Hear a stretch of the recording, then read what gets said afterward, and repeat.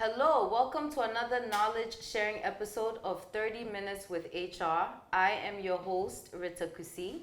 30 Minutes with HR is a partnership program between KUSI Consulting and the Association of African Universities. I would like to acknowledge our sponsors, Hotel. We are actually here at the Executive Lounge at the Hotel. I would also like to acknowledge Redundancy Travels. They have been very, very helpful in getting us to our shoot. And last but not least, I want to acknowledge Nationwide Medical Insurance. Be sure to give them a call for all of your healthcare insurance needs. Today, we are discussing the toll of redundancy on HR and employees. And when we come back, I will introduce you to our guest. Welcome to Redundancy Travels Product Knowledge Series. And I'm excited to talk to you about our FIT tour service, where you get the opportunity to customize the product to your taste. And with that, we take your details, your destination you want to go, the date you want to travel. We're able to do it to suit your budget. So you don't need to worry about breaking the bank when you are traveling with this kind of service. You can visit us as the details are on the screen as you see, or you can call us on the numbers showing on the screen. Let's plan your trip for you, and you know with Redundancy, we always let you feel the beauty of life. Redundancy Travel feels life's beauty.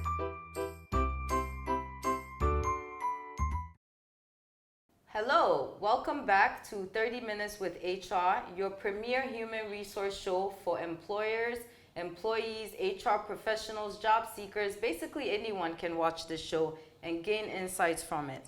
Today, we are discussing the toll of redundancy on employers, employees, and also HR. And I am joined by Senyo M. Adjabeng. Senyo is an author. He is a human resource and labor specialist, and he's also the founder of CAS LLC, which is it's a dispute resolution A labor firm. and dispute resolution firm. Yes. Okay, so welcome. Thank you. It's actually not your first time on this show. This is your second time, right? Yes, this is the second time. You were with us. Last year I was on the show. Wow, so welcome back. Thank you. New set, how does it feel to... It feels great. It feels like home. Excellent. Yes. Does it really? So I'm always excited talking to Senyo. He has a great sense of humor. But today's discussion is not a funny one at all. We are talking redundancy, which is a reduction in workforce. Another term for redundancy is layoff, which is involuntary termination, Yes. right? Yes. So I'll have you actually get into the definition of redundancy. So just as you've said, Rita, redundancy is basically a reduction of force, and it's a process where during the amalgamation, that is the joining of two companies, or during the restructuring of companies, or during the closure of companies, workers lose their jobs. And so if the restructuring results in the loss of jobs, then we say that the workers have become redundant, and so the redundancy process must be followed. So generally that would be the general definition of what a redundancy process is. Okay, thank you for that. So I think we don't talk about the issue of redundancy enough in this country, especially within the past year. I'm sure you are aware of the changes, the drastic changes that have been made in the finance sector, with all the closing down of some of the banks and also the savings and loans, microfinance companies, which obviously if all those companies close down, it means that a lot of people are losing their jobs. Yes. Yeah, so can we talk a bit about that? Sure. So in mergers and acquisitions, Okay. or in the liquidation of companies, one of the major issues that come up is either the integration of workers into the new entity, if it's a measure, or the redundancy or the exit of workers or talent that would not be needed by the new entity. Of course, if a company is closing down, then it means that the workers would have to be exited. So the restructuring of the reforms in the financial sector has resulted in a lot of job losses, and this, even though is normal, is difficult, especially because it's quite difficult to find jobs these days. And so when people have to lose their jobs, it brings about a lot of social and financial issues. But having said that, it is also important that when workers have to lose their jobs under the processes of redundancy, the legal procedures are followed so that their rights are fully enforced. Okay. And so that they do not walk away having been shortchanged, but their rights will be asserted, and they would know that yes, this is not necessarily targeted at them, but it's part of the process. And so under the circumstances, they walk away from the redundancy table with something they can use to reestablish themselves, etc., etc. Okay. Okay. I think, with redundancies, unfortunately, I don't believe a lot of employers are honest, especially with mergers and acquisitions, right? When the company's being taken over, they do provide some false hope to employees and have them think that they may be moving forward with the organization. But let's be honest, I think everyone pretty much has their own agenda, Yes. right? When it comes to business. When a company is being taken over, the chances of them bringing in their own people and laying off the staff of the older company, I think, is very high. Yes. Right? So that actually leads to a lot of people losing their jobs. Exactly so. So this is a very important issue you've raised, because normally in mergers, acquisitions, or in the restructuring of companies, one of the communication strategy would be to first assure everybody that no employee is going to lose their jobs. Now, technically, that is not quite often the case, because when you merge two entities, the new entity would have a new identity, and that new identity may not need all the talent that the old entities had. So under the circumstances, even if there's a merger or acquisition, and the workers are assured that nobody will lose their job, that would be in the interim. But going forward, say between 12 to 24 months, there would definitely have to be a reduction in force to ensure that the new entity takes on the design and structure that it is set up for. Okay. Yeah, so it is always important for employees to know that once there is the announcement of a merger or acquisition, or of course if it's a liquidation, that one everybody knows they are going home. But if there's any form of restructuring, workers need to psychologically, be prepared that possibly they may be losing their jobs, so that they can start, planning and preparing the next line of their actions, more strategically, than to wait and sit and hope and then to be hit with the news within 24 hours that you will no longer be part of us. And that takes a toll on a lot of workers. Okay. And I believe planning starts at the very beginning, right, upon entry, because let's be honest, no employment is permanent. Yeah. Most employment is at will. The employer can lay you off, regardless of whatever reason. However, what are some measures that an employee, when you're applying for a position, what can you do to maybe cover yourself in the case of redundancies? Are there certain questions you can ask? Is there certain clause that you should look for in the employee manual and your offer letter?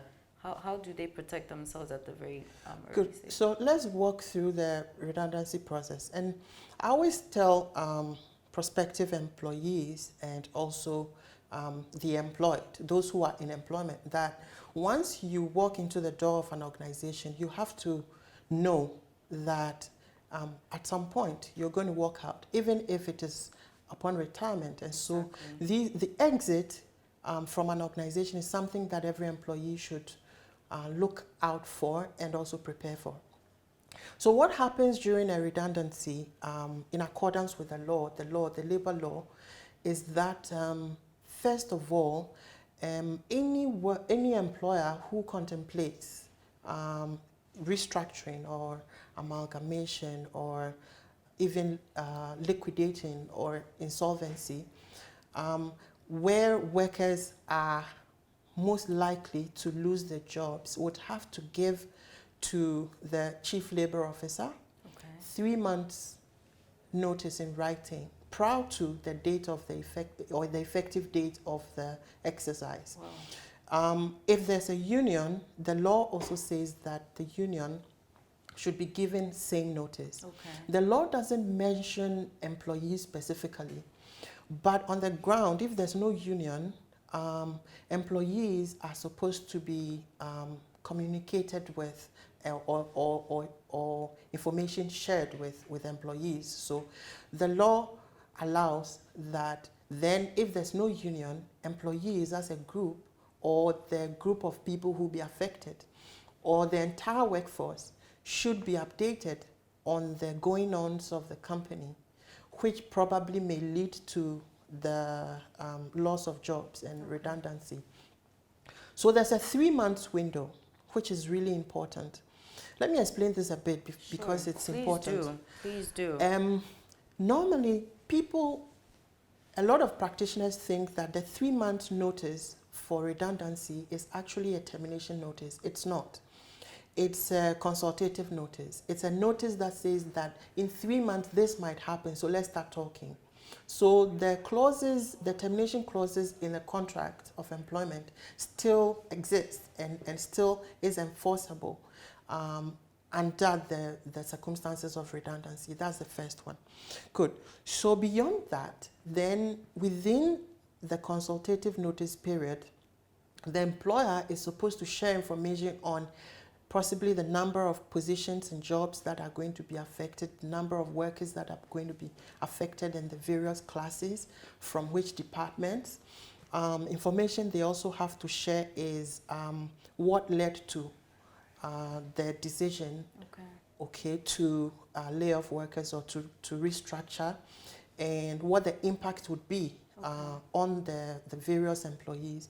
And then most importantly, what a lot of people do not normally bring their minds to bear on is the issue of the fact that the law requires the employer to assist the workers who would be impacted to mitigate the impact of the redundancy exercise. For example, by giving them training to be able to be abreast with new talent acquisition, employable skills, and those other trainings, and then also to take them through processes that helps them to deal with the job loss psychologically and emotionally, and then also possibly to help the employees reach out to other similar organizations in industry to employ them.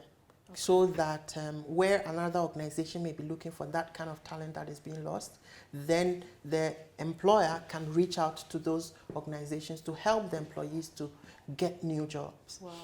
But these aspects of the law often are not enforced and they are not applied accordingly. But that is why these discussions are good and they have to be going on, so that someone must try and help enforce those aspects of the law. Okay, so beyond the consultative period is also the issue of negotiation.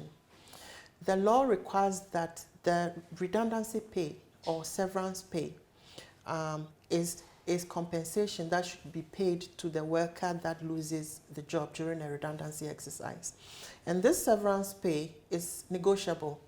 In other jurisdictions, their laws prescribe specifically what amount of money or how much money as compensation should be paid to a redundant worker.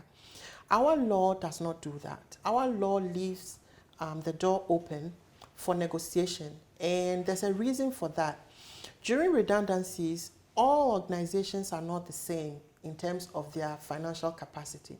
So they negotiate on all those number of factors so that they can come to a conclusion that best fits and is accustomed to the situation, Okay. the reality Which on the I ground. think is fair, right? It Because is again, fair. not every organization has the same amount of resources. Exactly. Yeah. But the problem that creates is the issue of disagreement. Once an employee is losing their job, they are hurt and they are emotionally very charged.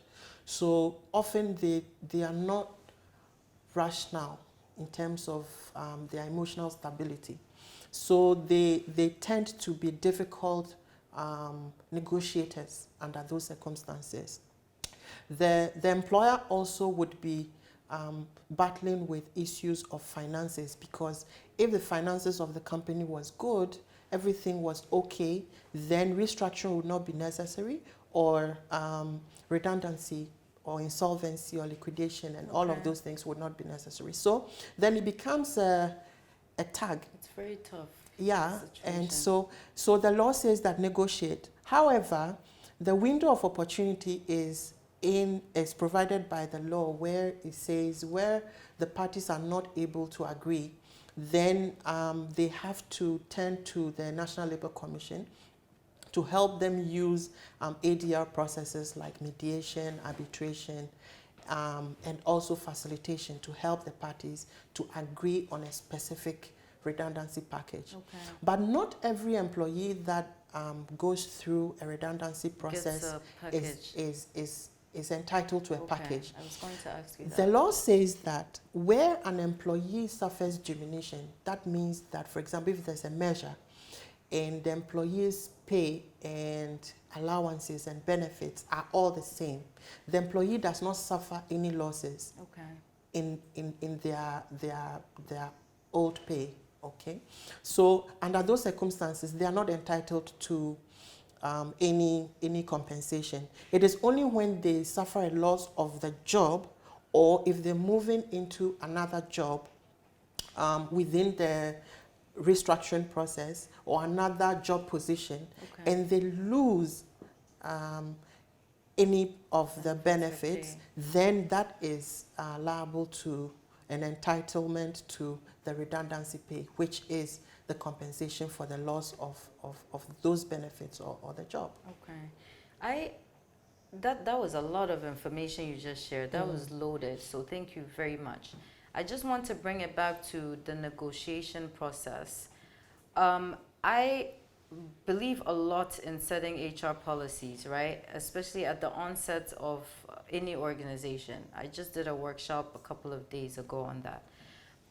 So with regards to negotiations, is that something the employer can do at just to avoid conflict? Can they do that at the very beginning when they are hiring an employee? Can they set that policy in place so that the employee knows from early on that, you know what, if I am to be laid off, this is the package that I would be presented, so that it doesn't become an issue of conflicts later on? Yes, there's the two schools of thought on that, and there's been a lot of debate since 2005, when the law was actually, it was passed in 2003, but because the National Labour Commission was established in 2005, that is when we started really seeing the law in action.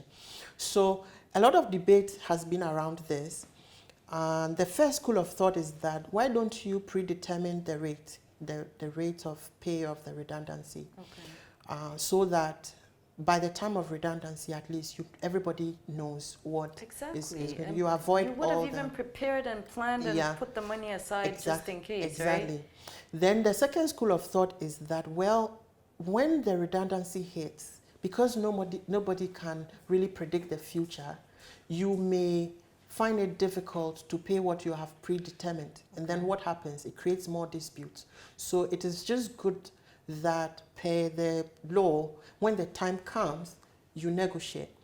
I am more in tuned to the first approach, where the whole package is predetermined. Exactly. If it is predetermined, normally would advise employers that then they can, in their financials, provide. Plan for it. They can provide for it, so that they always have a fund available for such purposes that they can use for. Now, under those circumstances, it is very easy to establish. You know, organizations that do well are organizations that plan. So to handle redundancy processes, it's all in the planning.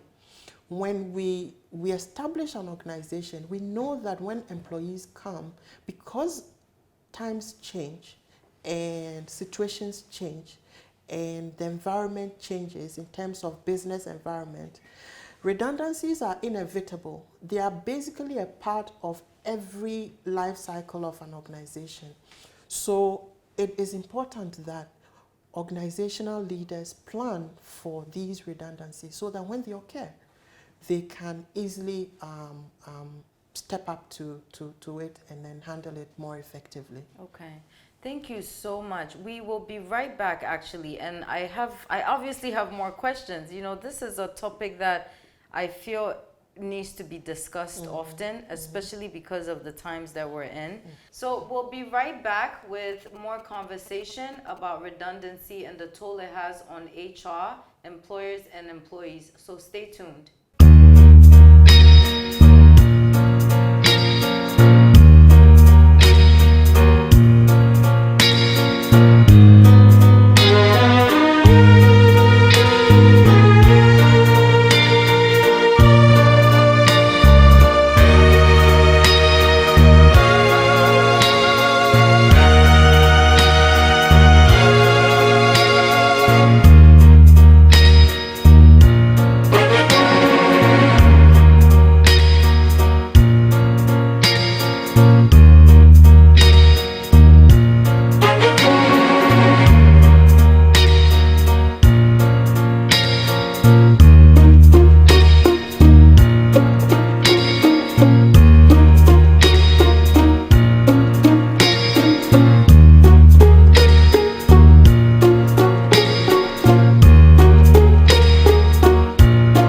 Treat yourself to a serene, plush, and unique experience.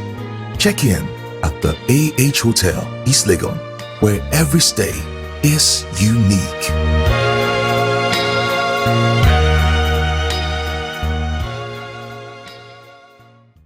Everybody wants to be the best at what they do for the people they're doing it for. That's why, after 13 years of providing you with top-notch healthcare nationwide, the market leader in the private health insurance industry is going the extra mile for you. Instead of hopping from pharmacy to pharmacy, now you get your prescription drugs delivered straight to your doorstep. We will restock your chronic medication on the regular, so you don't have to stress to keep track. We provide on-site clinics that offers you professional medical consultation from the comfort of your office. Enjoy these amazing benefits and so much more by signing on to Nationwide Medical Insurance today.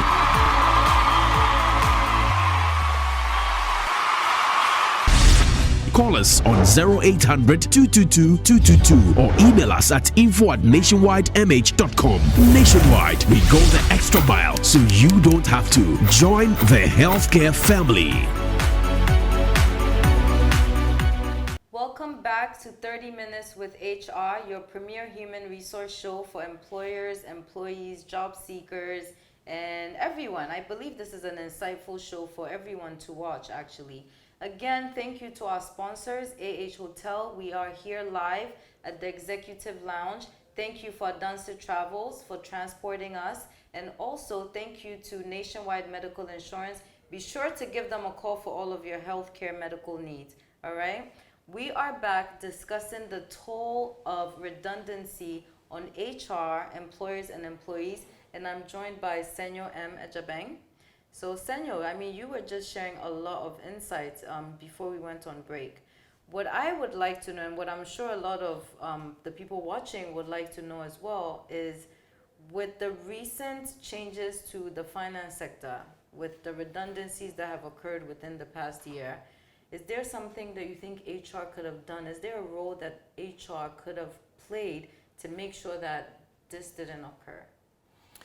Well, yes, but if it's about stopping stopping or preventing the job losses, I don't think that that would have been possible. But in terms of guiding the organizations to handle the process a lot more effectively, yes, that would be the role of HR in handling of mergers and acquisitions and liquidations.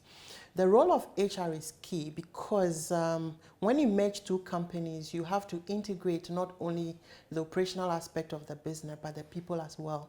And when it comes to integrating the people, you are integrating their benefits, you are integrating culture, and you're also integrating conduct generally.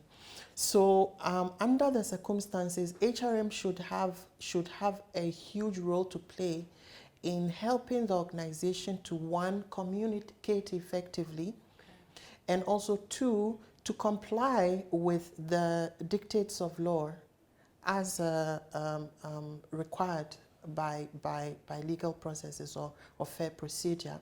And then thirdly, to advise on the best way of mitigating the impact of the job losses. So under the circumstance, we can look at the recent financial sector reforms, and I think that communication could have been handled a bit better, because when communication is not handled well internally, then you find a lot of external communication in the media. That there are a lot of organizations, or that a lot of cases where mergers and acquisitions have occurred, but there was not that much brouhaha in the media. Exactly. So communication of the process to workers and all other stakeholders, action planning or joint action planning, joint consultations, very, very important in these processes. And I think that these are some of the things that HRM can lead and support the organization with whenever such things occur. Okay. Well, thank you so much for that. You know, I think communication is actually, it's critical, I think, in a lot of instances, especially with HR, engaging employees and being able to communicate effectively with them. One of the toughest things I've ever had to do in my HR career is actually lay off. But not just that, but like I literally had to lay off friends. So in that instance, I mean, can you imagine the sleepless nights, the plan and the thinking, oh my gosh, how am I going to do this? Are we still going to be friends? And after this, how do I get them to understand my position? We talk a lot about the role of redundancy on employees, which of course is natural because they have the most to lose. Yeah. However, let's talk about the toll it takes on HR professionals as well. So let me sit well. Please sit well. This is the crunch of the matter, because a lot of people overlook the toll of such processes on the HRM practitioner. Under the circumstances, an HRM practitioner is normally under double the pressure that both the employee and the employer would be under, because both employees and employers would bring their pressures down to bear on the HR practitioner. So, and normally everybody thinks that an HR practitioner is supposed to be okay. Everybody runs to HR with their problems. But who takes care of the HR practitioner? So it's an important aspect of this that you've raised. HR practitioners will often be under pressure from the employees because they are losing their jobs. And I know examples where HR practitioners who normally are the face of the redundancy exercises become a target of some of the employees, and sometimes are threatened, including death threats, and also threats of spiritual harm, etc., etc. Then on the other side, the employer would also be giving HRM pressure to get the process done with, given timelines and all that, based on which the performance of the HRM person is going to be measured. So what I normally would advise HRM people is that they should not take on the entire responsibility of shouldering and driving the redundancy process. They should always bring on board an expert, consultant, and a team of advisors to partner with the organization and help them go through the process.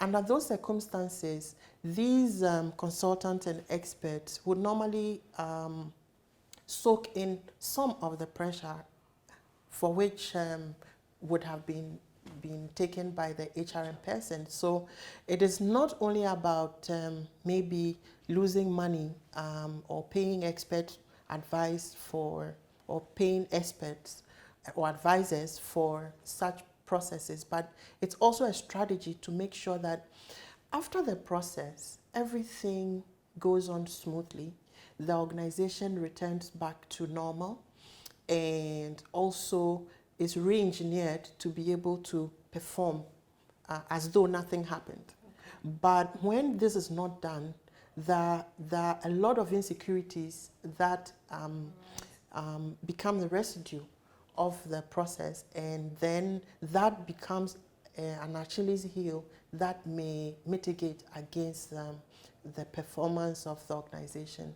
and also the internal relationships. You know, in mergers and acquisition and redundancy processes, the aftermath of the process and how the organization copes is important. And most especially how the security or the insecurities of the, let me put it this way, the mitigation of the insecurities of the workers who remain. Okay. For them to be able to now be loyal and fully engaged to continue with their work, and therefore driving performance in the organization is very important. Because if that does not happen, and through the process, there are a lot of antagonism and fights and disputes, and those are not resolved properly, then going forward, the organization starts to limp instead of running. I love that you brought that up, right? Because it's not just, when we talk about employees being affected, it's not just the employees who are facing redundancy that are being affected, yes. The co-workers as well. Yeah, exactly. So how do you manage that relationship? You know, yeah, you lose hope, you become nervous, you become fearful of your job. Job security becomes a problem. And it also takes a toll on the employer as well, because if people are feeling this way, you better believe they're probably looking for a way out of your organization. You know, so that affects turnover as well. Interesting. So I think we've literally hit on so many points in this conversation, and what I'm gathering from it all is that everyone has a role to play when it comes to redundancy, right? Obviously, you, the employee, I always tell employees, make sure you read the fine print, get your employee manual. If you have any questions, ask questions, yes. Right? Because you have to also know how to protect yourself from facing any redundancies. Exactly. Right? So ask these questions, have these conversations even before you start. And obviously, HR has to make sure that they are keeping up to brush with the laws and the rules, and they are having these conversations. They are literally planning ahead. The organization also has to be planning ahead in case anything happens, because anything can happen. Sure. You know, I'm sure the companies that were closed down last year and this year alone, they probably didn't see it coming, and it happened. So how do you plan? How do you make sure that you are ready? And is there even a right way to even to lay people off? Well, yes, there's certainly a right way and a wrong way. But for the employee, every employee needs, like I said at the beginning, every employee needs to know that once they walk in, there's a possibility of walking out. Exactly. So if you ask me, I would say that every employee should make sure that they have a primary job and a secondary job, and possibly a tertiary job. So they spread their skills around and make sure that when they lose the primary source of income, they can have some temporary, forms of income to lay on before looking for maybe other major jobs and so there must be a backup for employment under all circumstances while an employee is engaged with an employer, because anything can happen. Exactly. For the employers, it's basically about making sure that they are compliant. We have the best advice available. Okay. They do not go through the process without advice, legal advice, technical advice, and then they also make sure that they are financially prepared at all times. So now redundancy is something that organizations should provide for. Once they do that, the stress of financing the process is reduced, because redundancy is an expensive process, especially in terms of payment of the packages and so on. Yeah, and for the HR practitioner, it's important to be abreast with the contemporary issues that continue to come up regarding this area of practice. So they have to be abreast with case law, that is the pronouncements of the courts on disputes regarding these. They have to be abreast with the areas of the law that we are talking about, through to how disputes are resolved when redundancy exercises are done, as well as generally being on top of what should be done and leading the organization to go through the process without any hitches and as smoothly as possible, managing the communication process with the workers and so on. Okay. So is there a bad way of doing it? Yes, and oftentimes when I do a detailed study on specific redundancy exercises that I've done, the bottom line often would be a gap in the communication. Okay. So the workers normally are not well informed, and because of that, a lot of rumors come up, and then the process becomes difficult. Exactly. Then also, when the workers are agitated, how they are engaged is also another level of communication skills that HR people must show. So for me, communication is key, as we have said. Then the wrong way of doing it is not following the law. Okay. And not following due process. Under those circumstances, you find that the employees most definitely will come to practitioners like us, consultants, who would then file complaints on behalf of the workers, or the workers will find themselves to court or the Labour Commission themselves, and then the whole process now starts becoming very murky. Okay.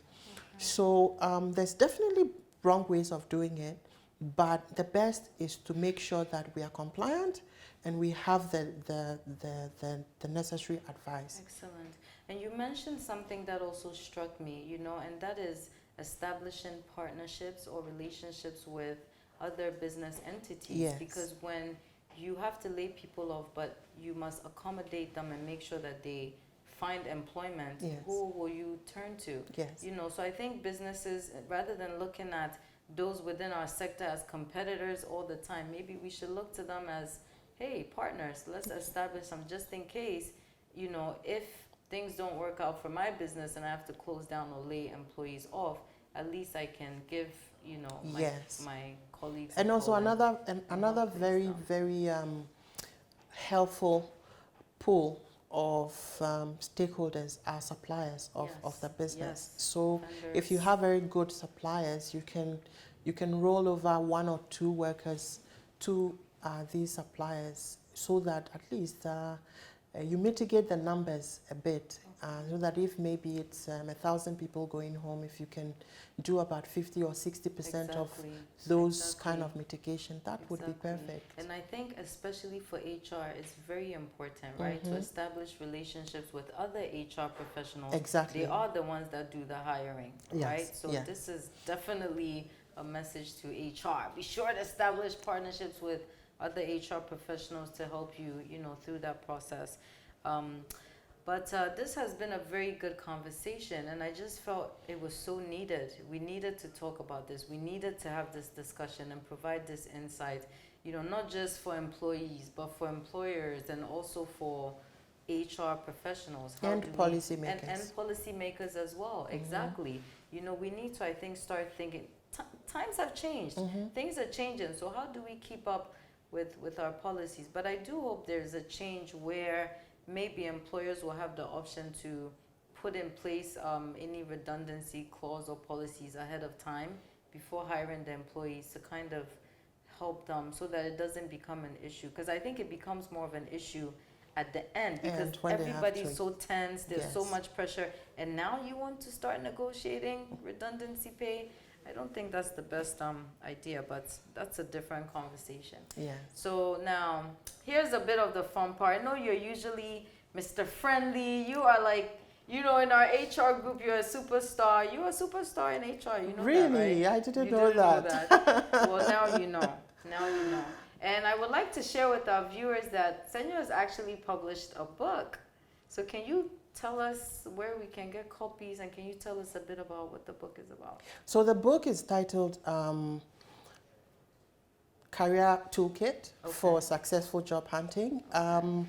I think that it's a very good book, not because I wrote it, but because of the content. It handles job search from a different point of view, where you have information on how to actually plan and search for the job, how to prepare and get the job in terms of interviews and all that. And after you are done, I think it's one of the books that would tell you what should go into a contract of employment and what you should expect from a contract of employment and how you can negotiate a contract of employment. So that is basically the scope of the book. And it's currently at Legon Bookshop and also Vide Bookstore in Osu. Nice. Yes. Nice. Thank you. I hope you go and pick up your copy of this book, because he is an HR expert. So if you get this book, I'm sure it'll be able to really help you with all of your HR needs, getting that job especially. All right? Is there anything else that you would like to share with the viewers? Where can they find you? Maybe other services that you offer that they can tap into? Basically, mergers and acquisitions is, and especially the HR component, the employee relations component of mergers and acquisitions is one of the things I do very well. It's one of my niche areas. Yeah. So yes, if anybody needs information, further information on mergers and acquisitions, they can always go online. Just Google my name, Senyo Adjabeng, and a lot of my contacts and everything would.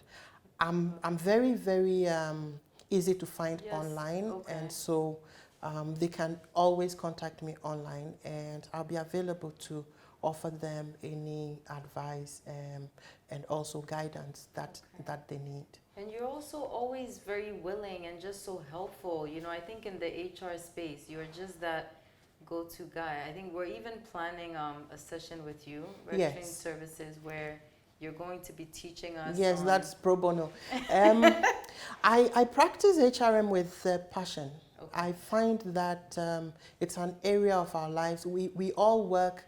We spend more hours working than doing anything else. We spend more work in the workplace. And so if the workplace is not friendly and the workplace has too many problems, then our lives become problematic and we are not healthy.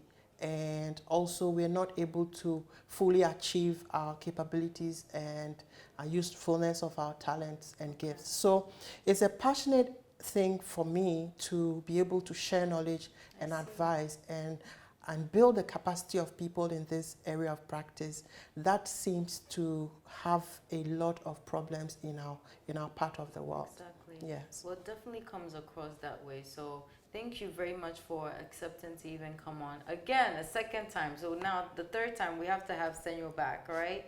You're just quite knowledgeable, so I really do appreciate having you on the show. Thank you. And I'm sure everyone watching appreciates having you on as well. So Thank you. Thank you for joining us for another episode of 30 Minutes with HR. Again, thank you to our sponsors, Hotel, Nationwide Medical Insurance, and Redundancy Travels. We will see you next week.